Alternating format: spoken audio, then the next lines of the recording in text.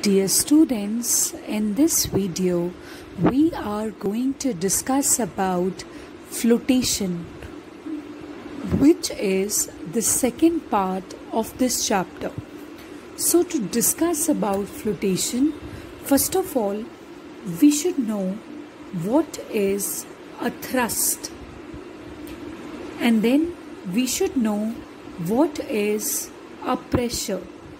See, these two are physical quantities. Thrust is simply a force, a perpendicular force which is acting on some surface. For example, if you are holding something on your hand, or if some book is kept on a table, then always remember that it is being supported by your hands or by that table. So basically, when you are holding a book on your hand, okay, so your hand is applying a force to support it.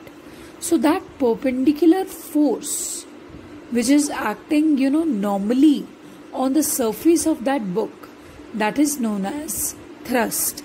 Since thrust is a force, so it will be measured in newtons,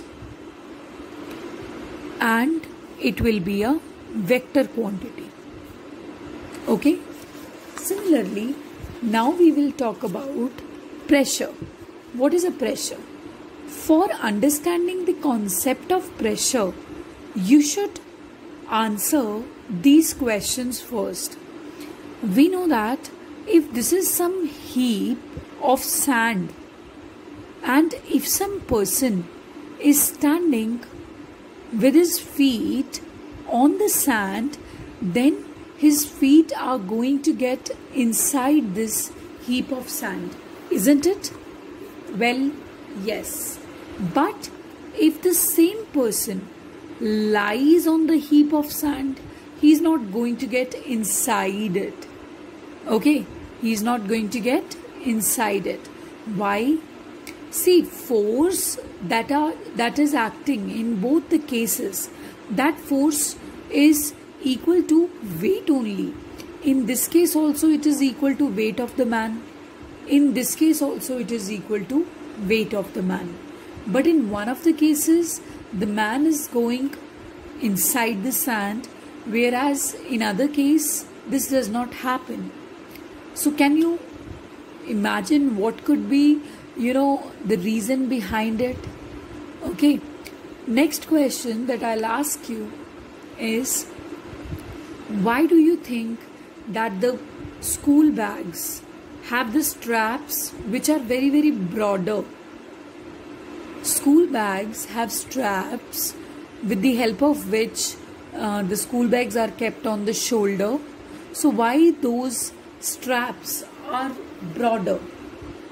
Next question, why knives or all the cutting tools are pointed in shape? Knives have a pointed shape, sharp edges. Why is that so?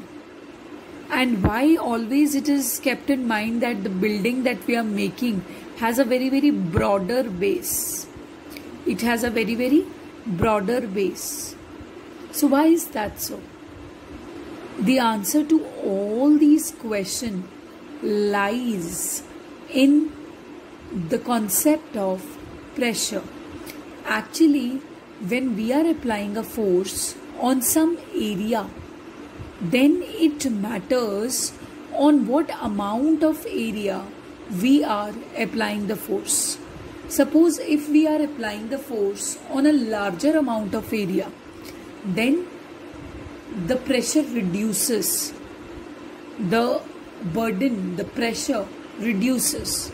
Okay, but if the force is applied on a very, very smaller area, then the pressure becomes very, very significant. Remember that. So pressure is equal to force which is acting per unit area. In this case, when the man was standing on the sand, his weight was acting on his feet only. So feet actually give you a lesser amount of area. So that's why his whole weight was acting on only this much area. And that's why the area is pushed downwards, because on a very, very small amount of area the force is acting. But when the man lies down on the sand, then his whole weight of the body is acting on a larger amount of area, and that's why it spreads out. The force spreads out, and that's why it's not going to impact that much. So in this case, when the man is lying down, what happens? Weight is still the same, but the effect has pretty much reduced, and the man will not go inside this heap of sand, right? Next is, why do you think that these school bags have broader straps? Because if you increase the area of those straps, then pressure reduces, because area comes as the denominator of this quantity. When area increases, pressure decreases. Okay? Similarly, when area decreases, pressure increases. So why the knives have sharp and pointed ends? Reason being, because when the ends are sharp and pointed, then with a minimum force you can have the maximum effect, maximum pressure. When you're cutting something, you need a pressure. Suppose there's apple and this is some knife, you're trying to cut it. Then what happens if the ends are pointed? The area of contact between the knife and apple is very, very less. So area is less, so the force which is applied by you is spreading largely over here only. It's not getting scattered.